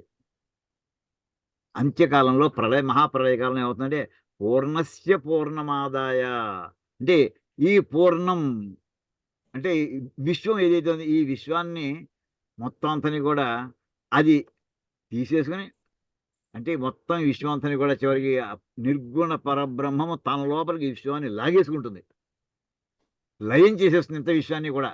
ఎటువంటిది? ఈ పూర్ణస్వరూపమైనటువంటి విశ్వాన్ని ఆ పూర్ణస్వరూపమైనటువంటి నిర్గుణ పరబ్రహ్మం తనలోకి మళ్ళీ అంతర్లీనంగా చేసేసుకుంటుంది. అప్పుడు కేవలం ఏం మిగులుతుంది? ఆ నిర్గుణ పరబ్రహ్మమే మిగులుతుందయ్యా. మొట్టమొదటి సృష్టి అవ్వని క్రితం ఏదైతే ఉందో ప్రళయం అయిన తర్వాత కూడా చివరికి మిగిలేది అదే, పూర్ణమేవ అవశిష్యతే అనేటటువంటి ఈ అర్థం ఉండేటటువంటి ఈ మంత్రపాఠాన్ని శాంతి పాఠంగా చెప్తారు. ఓం శాంతి శాంతి శాంతి అని నిన్న చెప్పుకున్నామండి. 3 రకాల శాంతులు: ఆధ్యాత్మిక శాంతి, భాగం, తర్వాత ఆది భౌతికం, ఆది దైవికం. ఈ మూడిటి కూడా ఒకటి శరీరానికి సంబంధించినటువంటి రోగాలు ఇటువంటివన్నీ కూడా అటువంటి ఇబ్బంది పెట్టకుండా ఉండుగాక అని మొదటిది. రెండోది మనకి ఆకాశంలో ఉండే మిగతా జంతువులు, అరణ్యాలు ఇలాంటివన్నిటి వల్ల వచ్చేటువంటి పర్వతాలు, ఈ భౌతికమైనటువంటి వస్తువుల వల్ల మాకు ఏ రకమైన సమస్యలు లేకుండా ఉండేట్లా చూడవయ్యా అని చెప్పి రెండోది. ఇంకా అంతరిక్షానికి సంబంధించినటువంటి ద్యులోకానికి సంబంధించిన నక్షత్రాలు, గ్రహబాధలు ఇలాంటివన్నీ అటువంటి వాటి వల్ల మాకు ఇబ్బందులు లేకుండా చూడడం మూడోది. ఈ రకంగా 3 రకాల శాంతులను చెప్పుకోవడం జరుగుతుందండి. ఇది అయిన తర్వాత ఇప్పుడు అసలు మొట్టమొదటి వాక్యం కొంత చెప్పుకుని తీరదాం. మొట్టమొదటి ఇక్కడ చూడండి. ఈశా వాస్ ఇక్కడి నుంచి ప్రారంభం. ఇక్కడి నుంచి దీని సంబంధ భాష్యం అంటారండి. సంబంధ భాష్యం. ఇందులో ఈశావాస్యం అనేది ఇంకా ఆయన శ్లోకంలోకి రాలేదండి, ఆ మంత్రంలోకి ఇంకా రాలేదు. దానికి ఆయన వారు శంకరాచార్య వారు పీఠిక రాసుకుంటున్నారు. ఎందుకోసం వచ్చింది ఈ ఈశావాస్యం అని ఇక్కడ రాస్తున్నారండి. అది 2 పదాలండి. ఈశా వాస్యం ఇత్యాదయ మంత్రా కర్మసు అవినియుక్తా. ఇక కర్మస్వవి, ఇది అనాదేశం అండి. కర్మస్వవి అంటే విడతీస్తే కర్మసు ప్లస్ అవినియుక్తా అని ఒకటే వాక్యం అయిపోయింది. ఈశావాస్యం ఇత్యాదయ మంత్ర అంటే ఆ ఈశావాస్యం అని ప్రారంభం. ఆదయ అంటే మొదలైన, మొదలంటే మొదలెట్టు, ఎక్కడొక్కడ మొదలెట్టాలి, ఎట్సెట్రా అంటాం, మొదలుపెట్టు. ఈశావాస్యం అనే అక్షరాలతో మొదలు పెట్టినట్టు మంత్రాలు ఏవైతే ఉన్నాయో ఆ మంత్రాలు చివరి దాకా తీసుకుంటే అవన్నీ ఆ మంత్రాలు ఎటువంటివా? కర్మసు అవినియుక్తా. అంటే మనకు ఒక నియమం మామూలుగా ఉంది, ప్రయోజనము లేనటువంటి మంత్రం అనేది ఉండదు అని మామూలుగా ఒక రూల్ జనరల్గా పెట్టారండి. ప్రతి మంత్రానికి ఎక్కడో ఒకటి వినియోగం ఉంటుంది. వినియోగం అంటే వెంటనే మనం ఏమిటనుకుంటామంటే ఓ యజ్ఞంలోనో, యాగంలోనో, అనుష్ఠానంలో ఎక్కడో అక్కడ దాన్ని వాడతారు, ఓ హోమం చేయడానికి వాడతారు. అది మనకు మంత్రాలు అంటే. మనం నమ్మకం చెప్పుకున్నాం అనుకోండి, ఆ నమ్మకంలోని ప్రతి మంత్రాన్ని దాంతో హోమం చేస్తారు. లేదు ఇంకోటి ఏదో చేసామనుకోండి. అలాగా అన్నీ కూడా కర్మల్లోనే మామూలుగా, అంటే ఇందాక చెప్పిన సంహిత, బ్రాహ్మణము, ఆరణ్యకం వీటిలో వచ్చిన ప్రతి వాక్యము కూడా ఏదో ఒక కర్మ భాగంలో అది వినియోగం అవుతూనే ఉంటుంది. కానీ ఇక్కడ ఇవి చెప్పేది ఏంటంటే కర్మసు అవినియుక్త. నియుక్త అంటే కర్మలో నియోగించబడే, వినియుక్త బాగా విశేషంగా నియోగించబడే అంటే ఉపయోగించబడేది. అవినియుక్త అస్సలు వినియోగం ఉండదు వీటికి. ఏ రకమైనటువంటి కర్మ అంటే యజ్ఞయాగాదులను గుర్తుపెట్టుకోండి, స్టాండర్డ్ పదం అనుకోండి, అది కీవర్డ్ కర్మ అనేది. ఈ యజ్ఞయాగాది కర్మలలో మనం ఏ పని పడితే ఆ ప్రతి కర్మ అంటే పని అని అనుకోకండి. ఈ యజ్ఞయాగాది కర్మలనే కర్మలు అంటారు ఇక్కడ మొత్తం మన వేదాంత పరిభాషలో అది పద్ధతి. ఆ యజ్ఞయాగాది కర్మల్లో ఎక్కడా కూడా ఈ మంత్రాలకు వినియోగము లేదు. అది ఆ మాటకి అర్థం అండి. ఈశావాస్యం ఇత్యాదయ, ఇలాంటి ఈశావాస్యం మొదలైనటువంటి మంత్రములు ఏవైతే ఉన్నాయో కర్మసు అవినియుక్త. మీ సంధులు జాగ్రత్తగా చూసుకుంటూ ఉండడమా, చాలా అర్థాలు మారిపోతుంటాయి సరిగ్గా మనం అర్థం ఆ పదవిభాగం చేసుకోకపోతే. కర్మసు మన ఎలా విడిచింది, కర్మసు అవినియుక్త, కర్మల్లో ఎక్కడా నియోగించడం జరగలేదు, వినియోగం లేదు అంటే అప్లికేషన్ లేదు వాటి కర్మల్లో. ఎక్కడ ఉపయోగం లేదు అనుకోకండి, ఉపయోగాలు వేరు, వాటిని వినియోగించడం. కర్మకాండలో ఎక్కడ వాటి వినియోగం లేదు. తేషాం అకర్మశేషస్య ఆత్మనః. మరి ఇంకెందుకు ఉపయోగిస్తాయి? నీ యజ్ఞయాగాదులో ఉపయోగించు, ఇంకెక్కడ వాడతావయ్యా వీటిని? ఉంది దాని ప్రయోగం ఏంటి చెప్తున్నారండి. తేషాం అకర్మశేషస్య ఆత్మనః యాథాత్మ్య ప్రకాశకత్వాత్. యాథాత్మ్యం చ ఆత్మనః శుద్ధత్వ, అపాపవిద్ధత్వ, ఏకత్వ, నిత్యత్వ, అశరీరత్వ, సర్వగతత్వాది వక్ష్యమాణం. అయితే వీడికి అసలు ప్రయోజనం ఉందా లేదా? యజ్ఞయాగాదుల్లో వాడకపోతే ఇంక ప్రయోజనం లేదు అనే ఒక భావనలో మైండ్ సెట్లో ఉండేవారు జనం. కాదయ్యా, అక్కడ వాడకపోయినా ఇంకో ప్రయోజనం ఉందయ్యా ఈ మంత్రాలకి. ఏమిటయ్యా ఇవి అంటే ఆత్మ యొక్క లక్షణాన్ని ఉన్నది ఉన్నట్టుగా చెప్పడం అనేటువంటి దానికి ఇక్కడ ఈ మంత్రాలు ఉపయోగిస్తాయ్యా. ఉన్నది ఉన్నట్టుగా. యాథాత్మ్యం అంటే యథాత్మం అంటే ఉన్నది ఉన్నట్టుగా. యథాశక్తి అని అనుకోండి, శక్తిం అనతిక్రమ్య. యథాశక్తి అని దానం చేశాము, యథాశక్తి అని చదివాను, యథాశక్తి పని చేశాను అంటే నా శక్తిని దాటిపోకుండా. ఇంకా అంటే ఇప్పుడు సైకిల్ ఎవరినో అదే బజార్లో వెళ్ళి సరుకు పట్టమనుకోండి, కొంచెం స్పీడ్గా వెళ్ళాలంటే స్పీడ్గా వెళ్ళమన్నా అంటే బోల్తా కొట్టేసే స్పీడ్ కాదు, వెళ్ళేది స్పీడ్గా వెళ్ళు, కానీ ఆ స్పీడ్ ఎలా ఉంటే పడిపోకుండా వెళ్ళు. అలాగే దానం చేయమని యథాశక్తి అంటే దానం చేయమంటే ఇల్లంతా రాసి చేయమని కాదండి. ఏది ఇచ్చేస్తే ఇంకా నీకు నిలకడే ఉండదు అలాంటి దానం చేయకు. మామూలు మధ్య మార్గంలో పెట్టుకుందాం. అలా అత్యున్నతమైనటువంటి దానాలు చేసిన వాళ్ళు బలి చక్రవర్తులు అంటే ఉన్నారు, అలాంటి వాడు భావించుకోకు, నీ కుటుంబం గడవదు ఇంకా. ఈ లోకంలో ఇంకా కొన్నాళ్ళు ఉండాలని అనుకుంటే ఇది మామూలు జనరల్ మార్గం. జనరల్ ఆ జనరల్ ఉండేటటువంటి అక్కడ ఎలాంటిదట, ఆ ఆత్మ యొక్క అసలు స్వభావం ఎటువంటిది, ఆత్మ యొక్క లక్షణం ఏమిటి, అది చెప్పడం కోసం వచ్చే వాక్యాలు.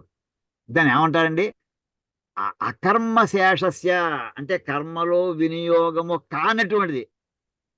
కర్మశేషస్య అంటే కర్మ శేషం అంటే అంతర్భాగం అని గుర్తెట్టుకోండి. కర్మశేషస్య కర్మలో అంతర్భాగం. కర్మలో అంతర్భాగం అంటే ఏంటంటే యజ్ఞం చేస్తున్నాం లేదా హోమం చేసుకుంటున్నాం. అంతర్భాగాలు ఏంటండి, ఒక మంత్రం చదువుతుంటారు, ఒక పక్కన అవునే వేస్తుంటారు, ఇంకో పక్కనేమో హవిస్సు వేస్తుంటారు, ఇంకో పక్కనేమో సమిధులు వేస్తుంటారు. ఇవన్నీ కర్మలో భాగాలు. ఆ మంత్రం అక్కడ వినియోగించాలి. అలాగా అంటే ఆ మొత్తం యజ్ఞ క్రియలు అదొక పార్ట్ అది. ఇక్కడ ఏమన్నారంటే కర్మశేషస్య అంటే కర్మలో అంతర్భాగం. కానీ అకర్మశేషస్య అది కర్మలో అంతర్భాగము కానటువంటి, అంటే కర్మలో ఎక్కడ వినియోగం లేనటువంటి తేషాం అటువంటి ఆ మంత్రాలకి ఏం చేస్తున్నాయి అవి, ఆత్మన యాథాత్మ్యం. అది ఎటువంటిది, అది అకర్మశేషస్య ఆత్మ కూడా అటువంటిదేనే. దానికి ఏ కర్మతోటి ప్రమేయం లేదు దానికి. అసలు మనం ఏ సబ్జెక్ట్ అయితే నేర్చుకుందాం అనుకుంటున్నామో దాన్ని మొట్టమొదటి వాక్యం చెప్పేశారండి. అప్పుడు శంకరాచార్యులు చెప్పడం అయిపోయింది. అసలు భాష్యం యొక్క రాసేటువంటి మహానుభావుల యొక్క రచన ఎలా ఉంటుందో చూడండి. మొత్తం ఇన్ని 10 ఉపనిషత్తులు మనం ఏవైతే చదువుకుందాం అనుకుంటున్నారో భాష్యాలు రాశారో దాని అంతటి యొక్క పరమ ప్రయోజనం ఏమిటయ్యా, ఆత్మలక్షణం తెలుసుకోవడం చెప్పేశారు ఆయన. ఏమిటి, అకర్మశేషస్య ఆత్మన, ఏ కర్మతోటి సంబంధం లేదు. అదండి ఆత్మ యొక్క సంబంధం. కర్మతో సంబంధం లేదో దానికి కర్తృత్వం ఉండదు. కర్తృత్వం ఎప్పుడైతే లేదో భోక్తృత్వం ఉండదు. అంటే ఈ కర్మ నేను చేశాను అన్నావో అయితే ఫలితం నువ్వు అనుభవించు. ఈ కర్మ నాకు సంబంధం లేదన్నావో నీ ఫలంతో సంబంధం లేదు. పూర్వం ఎలా ఉండేవాడో ఇప్పుడు అలాగే ఉంటావు. అదండి ఆత్మ యొక్క లక్షణం మొట్టమొదటి మాటలు చెప్పేశారు ఆయన అప్పుడే. ఇక్కడ తేషాం ఆ మంత్రభాగం అకర్మశేష ఏకవచనం అండి, షష్ఠీభక్తి ఏకవచనం. అకర్మశేషస్య ఆత్మన, కర్మతో ఏ రకమైనటువంటి కర్మతో సంబంధం లేనటువంటి ఈ ఆత్మ యొక్క యాథాత్మ్యం ఉన్నది ఉన్నట్టుగా దాని యొక్క లక్షణాన్ని చెప్పడం కోసం చెప్పడం మాట ఎక్కడ ఉంది, ప్రకాశకత్వాత్. ప్రకాశకత్వం అంటే దాన్ని వెలుగులోకి తీసుకొచ్చుట. ఏ రకమైనటువంటి లక్షణము కర్మలతో సంబంధం లేనటువంటి ఆత్మ యొక్క ఉన్నది ఉన్నట్టుగా ఉండే లక్షణాన్ని వెలుగులోకి తీసుకొచ్చేటటువంటి పని చేస్తాయి ఈ మంత్రాలు. ఏమిటివి, ఈ శావాస్యం మొదలైన మంత్రాలని కూడా.